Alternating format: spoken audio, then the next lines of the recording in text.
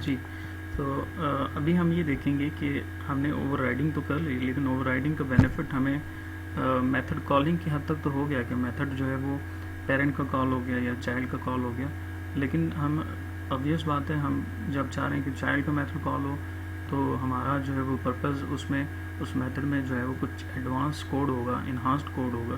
तो वो कोड जब आपने अचीव करना हो तो हम कैसे कर सकते हैं। तो इसी एग्जांपल को देखें कि यानी अगर मैं ये कह रहा हूँ कि अगर चाइल्ड क्लास जो सर्जन की क्लास है, ऑब्वियस बात है सर्जन क्लास ने अगर डॉक्टर की क्लास को इनहेरिट किया है, तो डॉक्टर क्लास का जो ट्रीट पेशेंट का मेथड है उसमें कोई ना कोई कोड होगा और वो कोड उसको रीयूज़ करना है। तो अगर सर्जन क्लास डॉक्टर क्लास के ट्रीट पेशेंट मेथड में जो कोड है वो कोड और मज़ीद अगर कोई कोड जो है वो ऐड करना चाहे, तो उसके लिए किया ये जाता है कि चाइल्ड क्लासेस पेरेंट क्लास के पहले मेथड को अपने पास कॉल करें।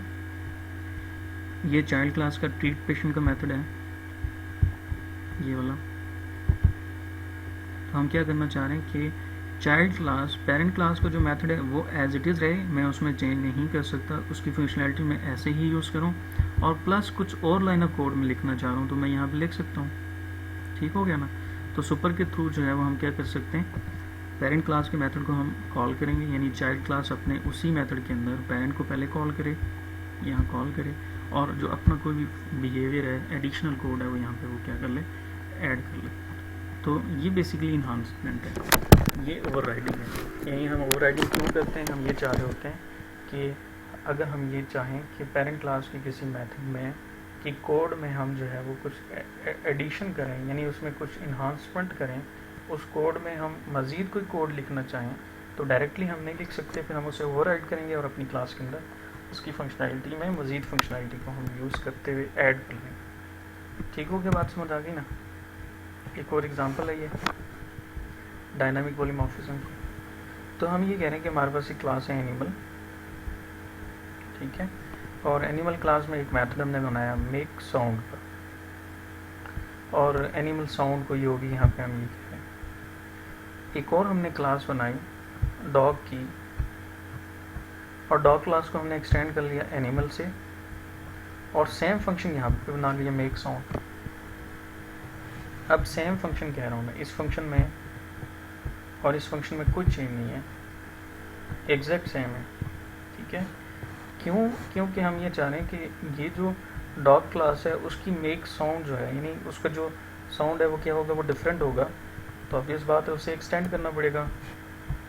तो उसने क्या एक्सटेंशन किया, उसने कहा जी कि डॉग जो है, डॉग की साउंड जो है वो है बार्क। ठीक है, फॉर एग्जांपल हम ये कह रहे हैं कि कैट है, उसने एनिमल को एक्सटेंड किया। अब कैट ने वही फंक्शन अपने पास बना लिया और उसने क्या किया, अपनी साउंड जो है वो उसमें ऐड कर ली। अब ये चीज़ समझने वाली है, डॉग क्लास का ऑब्जेक्ट बना, फंक्शन कॉल हो गया, कोई बड़ी बात नहीं है। कैट क्लास का ऑब्जेक्ट बनाया, कैट क्लास का फंक्शन मेक साउंड कॉल हो जाएगा, कोई इशू नहीं है इसमें। ठीक है, जब आपने ऑब्जेक्ट ही अलग अलग बना लिए और फंक्शन कॉल कर लिए तो फिर तो मसला नहीं है, फिर तो यहाँ नज़र आ रहा है कि ये D1 के साथ कॉल हो रहा है तो ये फंक्शन और होगा, C1 के साथ कॉल हो रहा है तो फंक्शन और होगा। लेकिन what if we create object of parent class animal, ये दोनों चाइल्ड क्लासेस थी ना, तो अगर मैं एनिमल क्लास का ऑब्जेक्ट बना लूँ और एनिमल क्लास के ऑब्जेक्ट के साथ मेक साउंड कॉल करूँ तो क्या होगा, तो क्या इस तरह से कोई आउटपुट में चेंज आएगा। सो हम देखते हैं, मैंने क्या किया, पेरेंट क्लास का ऑब्जेक्ट बना लिया और उस पेरेंट क्लास के ऑब्जेक्ट के साथ मेक साउंड फंक्शन कॉल कर लिए। तो यहाँ पे कौन सा वाला फंक्शन कॉल होगा, make sound. Obviously animal class, sorry यहाँ पे जो ऑब्जेक्ट रेफरेंस वेरिएबल है वो एनिमल क्लास का है, लेकिन उसमें जो ऑब्जेक्ट है वो किसका स्टोर है, डॉग क्लास में। तो जब आप यहाँ पे साउंड का फंक्शन कॉल करेंगे तो ये फंक्शन कॉल होगा किसका, डॉग क्लास, क्योंकि इसके पास रेफरेंस उस क्लास में। और अगर मैं उसी ऑब्जेक्ट के साथ एक कैट क्लास का रेफरेंस सेव करा लूँ और मैं फंक्शन कॉल करूँ तो यहाँ पे जो फंक्शन कॉल होगा वो किसका कॉल होगा, कैट क्लास का फंक्शन कॉल होगा। और ये जो कॉन्सेप्ट है ये है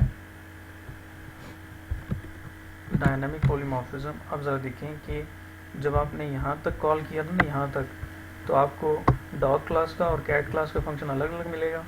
आउटपुट अगर यहाँ पे तो डॉग क्लास का फंक्शन कॉल हुआ, कैट क्लास का फंक्शन कॉल हुआ।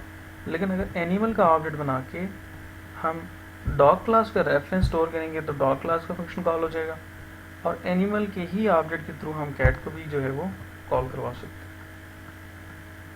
तो ये इंपॉर्टेंट पॉइंट है कि हमने क्या करना है कि हम क्या कर सकते हैं, पेरेंट क्लास का फंक्शन बनाए, ऑब्जेक्ट बनाएं, और उसमें 1 बाय 1 रेफरेंसेस को हम क्या कर सकते हैं, चेंज कर सकते हैं। ठीक है, समझ आ गई बात। तो इस तरह से अब इन दोनों कॉल्स में, इस वाली कॉल में और इस वाली कॉल में सिंटैक्स वाइज कोई फ़र्क नहीं है। ये भी ए डॉट मेक साउंड है, ये भी ए डॉट मेक साउंड, लेकिन यहाँ फ़र्क है, यहाँ पे D1 डॉट मेक साउंड है, यहाँ पे C1 डॉट मेक साउंड है। तो ये फ़र्क है, ये डायनामिक, ये पॉलीमॉर्फिज्म नहीं है, ये पॉलीमॉर्फिज्म है कि ऑब्जेक्ट आपको सेम नज़र आ रहा है लेकिन बिहेवियर यहाँ पे और है, यहाँ पे बिहेवियर है डॉग साउंड और यहाँ पे बिहेवियर है कैट साउंड। तो आई होप कि ये बात समझ आ गई होगी।